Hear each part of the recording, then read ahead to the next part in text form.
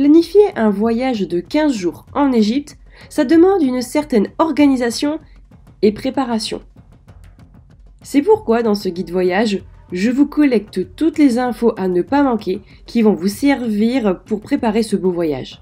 Et salut à vous chers voyageurs, on se retrouve pour un guide voyage spécial Égypte et ensemble nous allons voir toutes les informations nécessaires qui vont vous aider à planifier vous-même votre voyage en Égypte sans passer par un tour opérateur. Puisque nous avons voyagé en Égypte en sac à dos, je vais donc vous donner tous nos beaux conseils pour que vous puissiez faire la même chose ou si vous êtes plutôt valise, ce sera aussi accessible. On va voir donc ensemble dans ce guide voyage comment aller en Égypte, comment se déplacer, que voir et que faire, où dormir, qu'en est-il de la sécurité, ma recommandation d'itinéraire. Bref, je vais essayer de faire synthétique, mais je pense qu'il y aura beaucoup de choses à dire, donc accrochez-vous. C'est parti, guide voyage pour l'Égypte.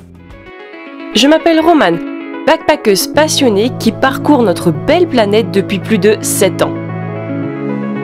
Mon objectif, vous partager mes meilleurs conseils de voyage ainsi que des idées de destinations créatives.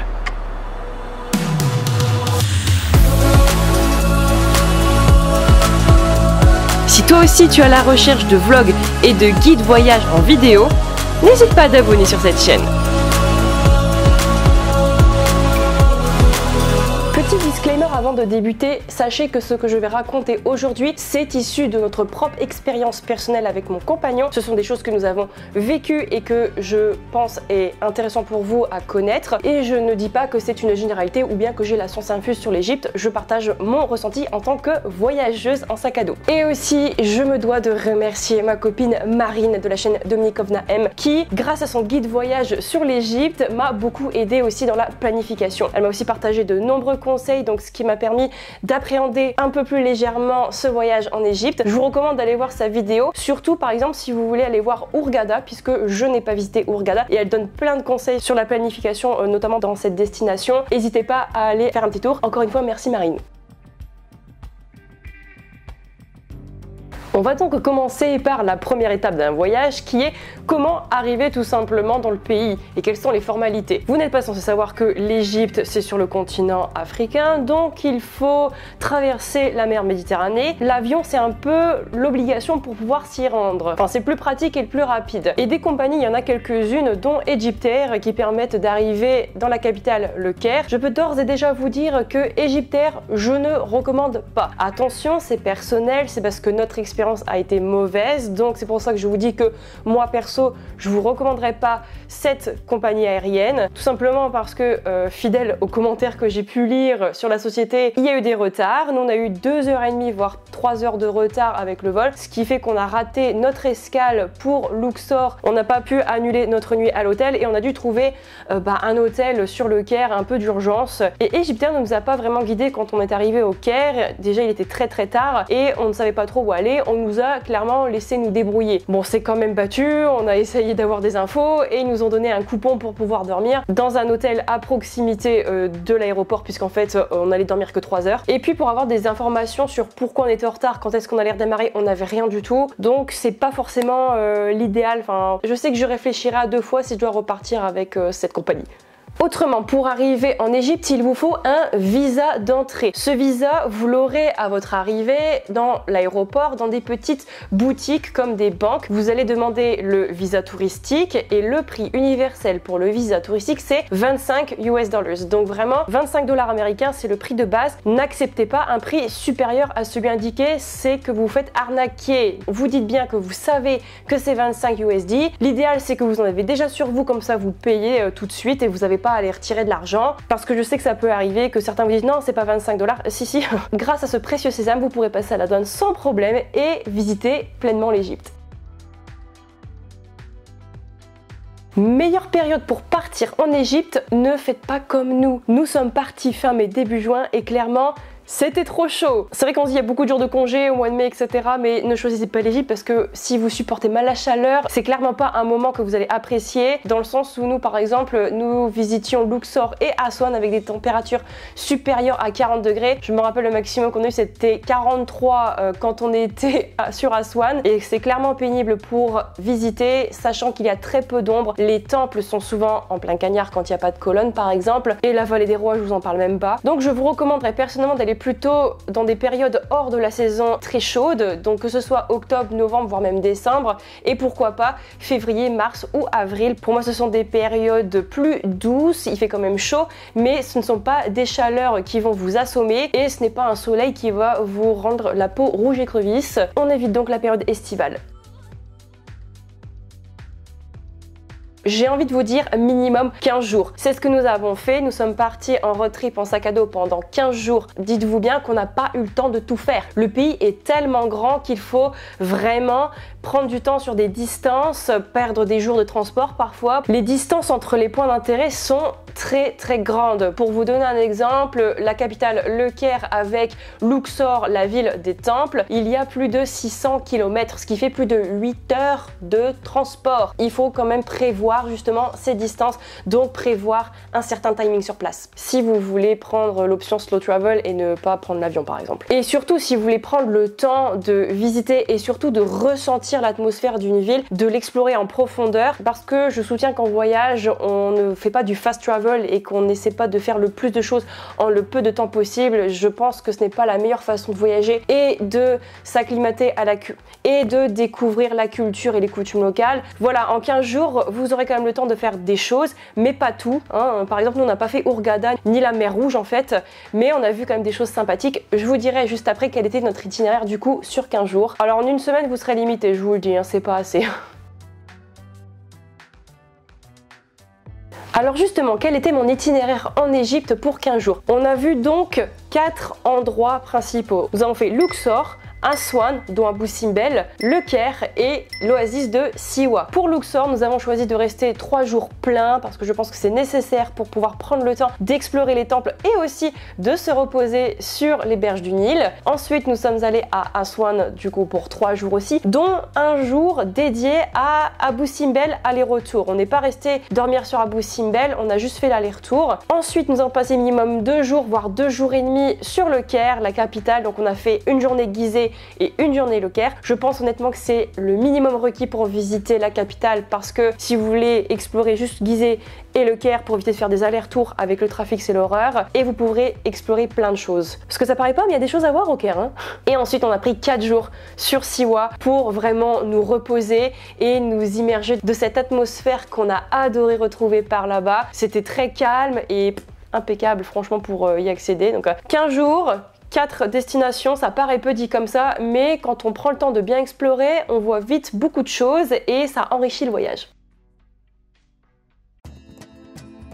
Je vais pas vous dire ici que voir et que faire en Égypte puisque j'ai littéralement sorti une liste complète de vlogs sur toutes les destinations qu'on a faites en Égypte. Vous avez un vlog sur Luxor, sur Aswan, sur Le Caire et sur Siwa. Donc je vous dis absolument tout ce qu'il y a à voir dans ces endroits et les vlogs vous donneront aussi quelques idées de prix par endroit. Donc n'hésitez pas à aller la checker. Je vous mettrai aussi la liste des vidéos ou en tout cas la playlist dans la barre de description. Cependant, je vais vous partager mes endroits coup de cœur en Égypte, même si c'est extrêmement difficile de choisir tellement les merveilles historiques et culturelles en Égypte, elles sont présentes. Et c'est personnel ce que je dis là, il y en a peut-être qui vont pas être d'accord, mais c'est ce que j'ai préféré personnellement, c'est pas une vérité. Ceux qui ont vu mes vlogs, je pense que vous ne serez pas très étonnés de ce classement, mais pour moi, mon coup de cœur numéro 1, c'est l'oasis de Siwa. On a adoré découvrir cette atmosphère complètement en décalage avec le reste de l'Égypte, dans le sens où c'est beaucoup plus serein, beaucoup plus apaisé, beaucoup plus traditionnel aussi j'ai trouvé, et un peu plus dans le respect. Et on a apprécié justement discuter avec les locaux, ils étaient super sympas. On s'est fait aussi des amis sur place, on a rencontré des gens que l'on n'oubliera jamais, et si on doit revenir en Égypte, on passera certainement les voir. Bien sûr, il n'y a pas que les lacs de sel à voir à Siwa, il y a plein d'autres choses. Moi j'ai adoré par exemple le sunset sur la forteresse Old Chali, ou encore le moment qu'on a passé dans dans les bains de Cléopâtre avec les enfants à jouer, c'était très très bien. Donc moi ça a été mon coup de cœur, Siwa. Ensuite en deuxième, j'hésite entre les pyramides de Gizeh ou encore Aswan. Alors vous allez me dire, les pyramides de Gizeh c'est pas très original, je sais. Je m'attendais pas à être aussi surprise en les voyant parce que je me dis les pyramides on les a vues et revues dans des livres, dans des films, en images et tout. Et là le fait de les voir en vrai, mais on se prend une grosse claque dans la tronche en fait. Voir un tel travail réalisé par des hommes il y a des millénaires encore là, je sais pas, nous on a eu un petit peu les jambes coupées parce qu'en fait on était tout simplement bluffés de se retrouver là, on a eu du mal à réaliser. Pour l'émotion que ça nous a dégagé, je dirais que les pyramides, pour nous c'était quand même un très très bon souvenir. Et je disais qu'en deuxième j'hésitais avec Aswan aussi parce que j'ai adoré, c'est un petit endroit qui est assez unique, qui est assez différent des autres villes qu'on a pu voir, dans le sens où la nature elle est un peu plus présente.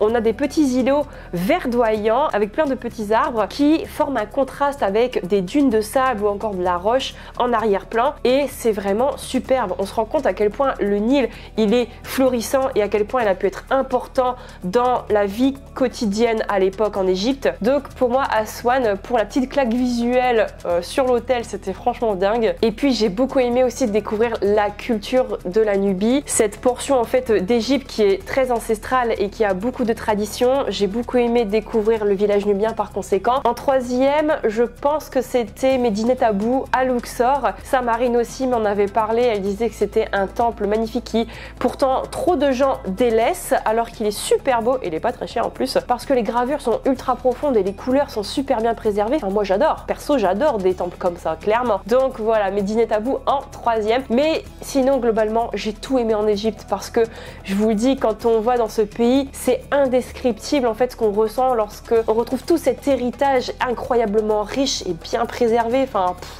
tout le monde doit voir l'Égypte au moins une fois dans sa vie, je pense.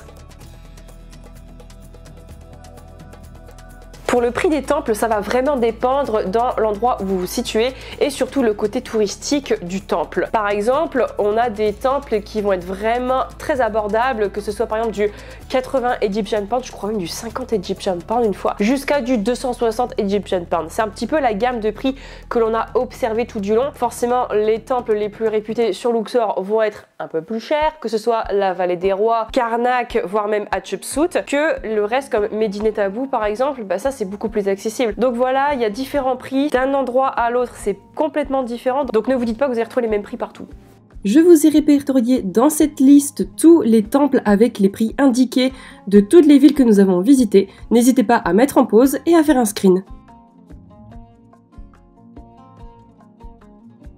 Moi qui adore louer des locations de voitures lorsque je voyage, là, je dois dire que là je l'ai pas fait parce que j'ai lu des commentaires pas très rassurants sur les réseaux, sur internet, sur des blogs. J'ai préféré ne pas le tenter. Alors c'est vrai que j'ai déjà conduit en Jordanie et au Liban, que ça s'est bien passé, j'ai pas de soucis, mais c'est juste qu'il y a certaines portions, certaines routes pour lesquelles j'étais un peu moins sereine parce qu'il y a notamment beaucoup de checkpoints et je me dis quand on est voyageur solo ou en duo avec une voiture tout seul à des checkpoints, je sais pas trop comment ça se passe, donc j'ai préféré ne pas le tenter et faire confiance aux transports en commun. Je vais distinguer du coup deux catégories pour les transports longue distance et les transports dans une ville. Donc au cœur d'une ville, on va privilégier les Carim. Carim, c'est un petit peu le Uber local en Égypte. Donc ce sont des citoyens qui proposent d'être chauffeurs et ça fonctionne avec une application qui je trouve est extrêmement bien faite. Nous on n'a eu aucun problème avec cette application, on a rencontré des chauffeurs extrêmement gentils avec qui on a pu parler. Bon, parfois il y en a qui parlaient pas trop anglais donc c'était un petit peu compliqué pour se faire comprendre, mais il faut savoir qu'il y a les points de location indiqués sur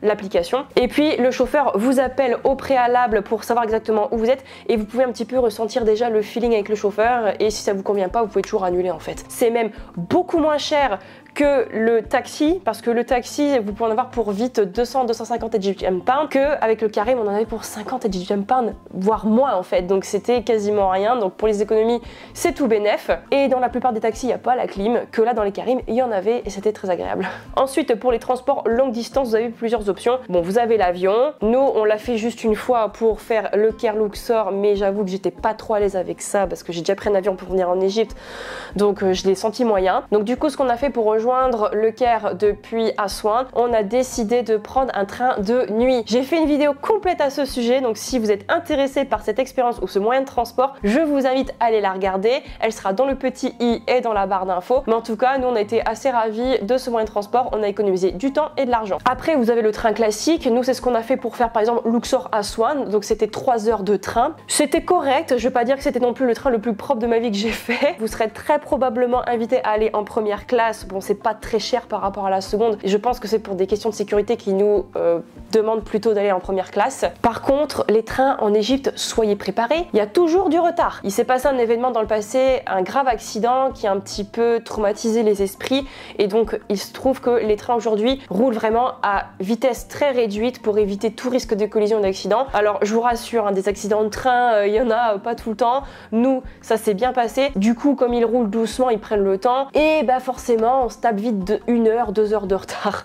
Mais bon, comme je vous le dis, on était en mode chill, road trip. Le voyage, c'est pas forcément AU comme je dis. Donc, si on a 2 heures de retard, tant pis, c'est pas grave quoi. Mais soyez préparés. Et pour Siwa, on a donc pris un bus de nuit qui a à peu près duré 14 heures. C'était un petit peu long, mais c'est la meilleure option si vous voulez gagner du temps sur votre voyage. Alors, vous n'allez pas dormir, hein, clairement. Enfin, je veux dire, moi, je me rappelle pas avoir dormi parce que en même temps, tu te dis, je vais débarquer où? T'es un petit peu attentif, c'est une nouvelle expérience, mais c'est franchement pas cher et c'est assez pratique. Comme ça, tu peux directement visiter quand tu arrives tôt le matin vers 8 heures. Vous pouvez réserver vos billets en ligne en avance. Je vous mettrai le lien dans la description, mais vous pouvez sinon réserver vos billets directement au guichet de la gare, que ce soit au Caire ou à Siwa. Par contre, faites-le au moins un jour à l'avance. Surtout en fait, depuis Siwa jusque le Caire, parce qu'il y a beaucoup de gens de l'Oasis qui veulent se rendre à la capitale et on peut se retrouver avec des bus blindés. J'ai rencontré des Français qui malheureusement en fait n'ont pas eu leur bus. On était censé partir ensemble, mais comme nous on avait réservé la veille, on a eu de la place, eux pas. Donc faites attention quand même.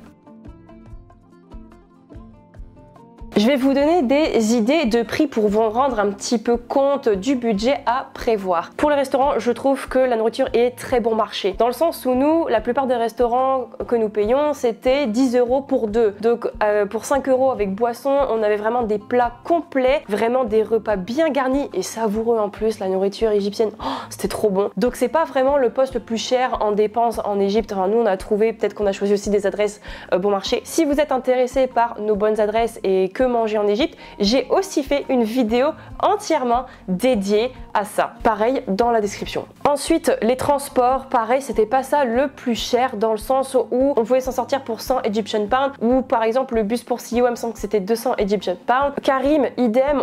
Comme je l'ai expliqué, on peut s'en sortir pour moins de 50 Egyptian Pounds, voire des fois on payait je crois 20 ou 30 selon la distance et je vous le dis, ça fait quoi, 1 € ou 2? Tout dépend du taux de change. Donc pareil, ce n'est pas excessif, donc c'est quand même très bien. Juste le train de nuit, pour nous ça a été plus cher clairement parce que tu payes un service un petit peu différent et c'est un long train avec lit, etc. Oui, ça vaut le même prix, voire même un peu plus cher qu'un vol, mais c'est quand même plus écologique.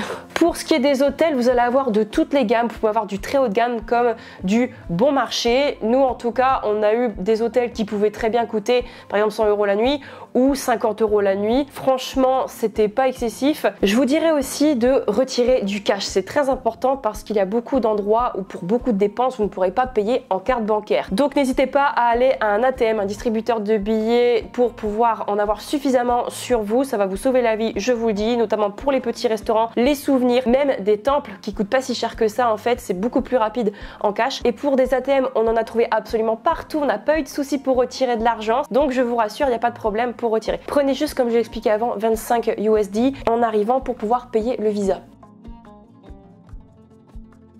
C'est un petit peu ce que j'ai entendu, comme quoi visiter sans guide c'était pas possible, que l'Égypte c'est pas très backpack friendly et que on nous impose tout simplement des tour guides par exemple. C'est faux. La preuve, on a voyagé sans guide. Enfin, à moitié sans guide. Il y a beaucoup de portions du voyage pour lesquelles nous étions seuls, à deux, je veux dire avec mon copain, et ça s'est très bien passé. Mais il y a des endroits, pour question de participer, il nous fallait quand même un transport et les guides ont souvent un transport à leur disposition, donc c'est très pratique. Il y a des endroits, je dirais, où c'est nécessaire d'avoir un guide, où ça va être beaucoup plus simple pour vous. Tout d'abord, si vous voulez visiter la rive ouest de Luxor, notamment pour tout ce qui est Hatshepsut ou la vallée des rois, en fait on a essayé de prendre un karim pour aller de l'autre côté et il n'y en avait pas. Les karims sont de l'autre côté, la rive est, là où il y a plus de monde, donc si vous voulez prendre les transports en commun, non, vous serez soit obligé de prendre un taxi ou alors vous avez un guide qui va pouvoir vous y emmener. Et puis honnêtement, je veux dire, le guide il apporte des informations très intéressantes par rapport aux tombes, par rapport aux secrets qu'il y a derrière le sanctuaire. Donc je dirais pour la rive ouest, au moins pour Luxor, prenez un guide. Ensuite pour aller sur Abu Simbel, pourquoi? Puisqu'en fait ils connaissent bien la route. Abu Simbel reste un petit peu sous contrôle des militaires, tout simplement pour garantir la sécurité des voyageurs, hein. Et ce qui est très bien, je veux dire, dans le sens où les militaires font tout pour qu'on se sente plus safe dans le pays. Et en fait il faut un laissez-passer pour pouvoir aller à Abu Simbel. C'est un laissez-passer qui en fait enregistre le fait qu'on est à Abu Simbel. Comme ça, s'il y a un problème, ils savent retracer où se trouvent les touristes dans le pays. Là c'est ce qui s'est passé, donc notre guide en fait il a fait les papiers pour nous et il nous a emmené avec sa voiture privée directement à Abu Simbel quoi. Et en fait on a fait l'aller-retour dans la journée. Pour ça c'est très pratique d'un point de vue administratif et checkpoint, je dirais. Pour visiter Gizeh, il vous faut très certainement aussi un guide, notamment si vous voulez faire par exemple Memphis ou encore Dashur, Saqqara. C'est pas à côté de Gizeh, donc il faut forcément un transport pour y aller et je doute qu'il y ait des karims qui fassent le déplacement comme cela. Nous on avait simplement un chauffeur, donc c'était pas un guide, c'était juste un chauffeur qui nous amenait de point en point et ça nous a permis de gagner du temps en fait sur la journée. Et ensuite sur Siwa aussi il faut un transport, donc j'ai donc un super guide à vous recommander. Forcément c'est Mohamed que vous avez vu dans mon vlog sur Siwa. Il avait sa voiture, il nous a permis de découvrir des coins secrets un petit peu en dehors de l'oasis et ça on a juste adoré. Il nous a fait découvrir plein de choses, donc je vous recommande très sincèrement aussi d'avoir un guide sur Siwa pour explorer des choses que les touristes n'ont pas l'habitude de voir, comme par exemple des traces du passé ou alors des tombes cachées. Donc voilà, je ne dis pas qu'un guide est nécessaire pour tout le voyage parce que nous la plupart des transports, du coup on les a fait tout seul. On a visité le Caire tout seul sans personne. On a passé 2 jours seuls sur Luxor et sur Aswan on a passé aussi une journée seule et ça a été impeccable. Nous en tout cas on n'a rien à dire. Je suis encore là, tout va bien. Ça me permet d'enchaîner avec la question suivante. Qu'en est-il de la sécurité en Égypte? Comme je vous l'ai expliqué, il y a certaines zones qui sont encore un petit peu sous le contrôle des militaires pour la sécurité des voyageurs. En effet, Abu Simbel pendant très longtemps ça a été notamment fermé, l'accès n'était pas possible sauf sous convoi militaire parce que à la frontière avec le Soudan il y avait plusieurs tensions. Aujourd'hui ça va beaucoup mieux, on peut y aller avec des bus ou avec des tours organisés ou avec des guides privés, c'est possible, il n'y a pas de problème. Les checkpoints, c'est pas là pour faire peur, c'est là pour nous rassurer et garantir la sécurité. Si par exemple votre guide vous demande une photocopie ou une photo de votre passeport, c'est normal. Ils en ont besoin pour remplir une attestation qui va vous pouvoir délivrer un laissez-passer dans l'endroit dans lequel vous souhaitez aller, notamment pour Abu Simbel. Par exemple, même si vous voulez sortir de Aswan ou de Luxor par exemple, là aussi on risque vous de le demander et je dis c'est normal. Pour Siwa aussi il y a quelques checkpoints, certains disent que c'est dangereux d'aller à la frontière libyenne parce que Siwa on n'était qu'à 40 km. J'ai pas du tout retrouvé cette atmosphère stressante ou angoissante en tout cas sur Siwa. J'ai au contraire trouvé ça ultra chill et nous on se promenait vraiment des fois tout seul, il nous est rien arrivé. Donc franchement Siwa je vous dis il n'y a pas de problème. Sur le Caire on n'a pas eu de problème non plus, même si on se promenait seul, on a pris des karims et je peux vous dire qu'il nous est rien arrivé. Après j'étais pas toute seule, j'étais avec mon copain aussi. Mais vous me connaissez, c'est toujours moi qui prends un peu le lead des directions. Je m'attendais vraiment à ce qu'on se fasse embêter par exemple, et franchement on n'a rien eu au Caire quoi. Mais attention, ce que je dis c'est personnel, il y a peut-être eu d'autres expériences avec d'autres voyageurs. Mais nous en tout cas ça a été, mais faites attention quand même, on ne baisse pas la vigilance. Je dirais peut-être que sur Luxor, c'est là où on a été un peu plus...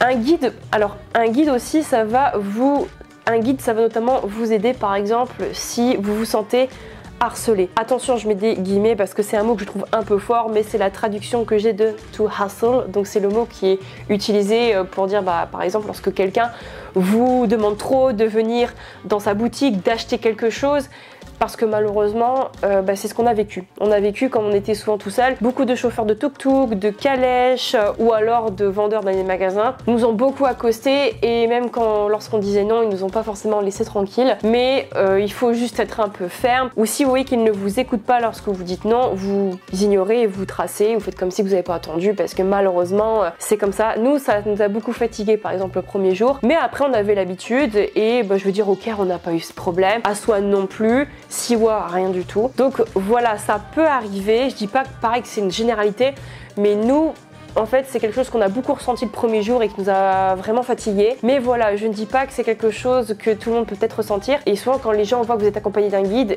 ils vous embêtent pas plus que ça en fait. Je dis pas ça pour donner une mauvaise image de l'Égypte, mais c'est juste qu'il faut être conscient. Faut pas perdre son sang-froid, faut pas s'énerver, ça ne sert à rien.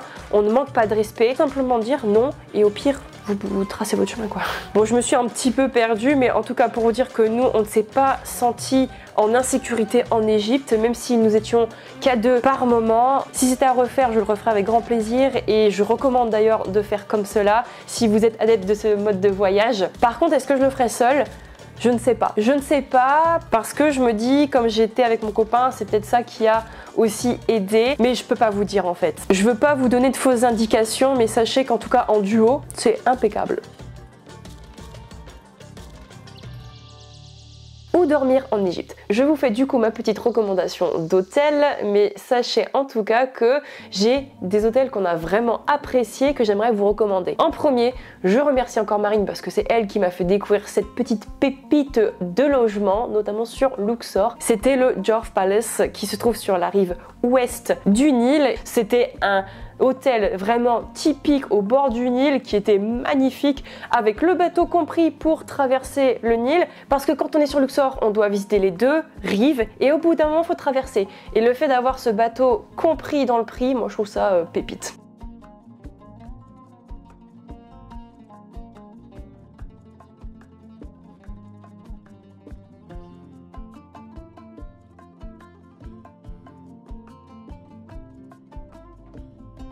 Allez, je vous donne une idée de budget pour une personne pour 15 jours. Mais attention, il manque dans ce budget 3 jours de guide dont je ne me souviens plus en fait le tarif et je n'ai pas noté malheureusement. Pas très pro de ma part, je sais, mais je ne suis pas une personnalité qui est très réglo avec les chiffres, ça c'est un peu mon problème. Mais en tout cas, on est à peu près à 1200 € par personne pour 15 jours. Même si j'ai une idée du prix des guides, et ben ça reste aussi dans le budget que je m'étais instauré qui était à peu près de 1500 €. Donc on peut tout à fait s'en sortir pour cela, avec notamment les vols, donc la nourriture, les souvenirs, les temples, certains guides, carte SIM, Karim et tous les trains, etc. Enfin tout est compris dedans et donc ça nous fait ce budget à peu près. Autrement, j'aimerais conclure par le fait que l'Égypte restera un de mes plus beaux voyages de ma vie. C'est quelque chose que j'ai attendu depuis très longtemps, que je rêvais de voir étant passionnée d'histoire et d'archéologie. Et bien je peux vous dire que ce pays a été bien au-delà de mes espérances. Je n'espérais pas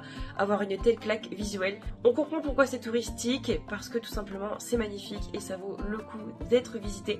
Je vous souhaite à toutes et à tous d'y aller au moins une fois dans votre vie. Il y a peut-être eu des petits couacs, mais ça fait partie du jeu et du road trip. Chaque voyage ne peut pas être parfait. Il faut simplement s'adapter et perso, c'est ce qu'on a fait et nous le referons avec grand plaisir.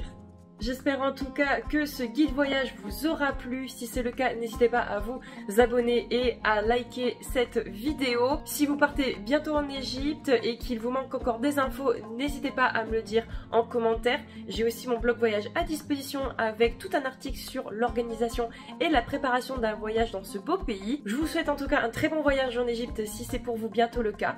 Et pour nous, sur cette chaîne, on se retrouve très bientôt pour un nouveau vlog. Tchuss!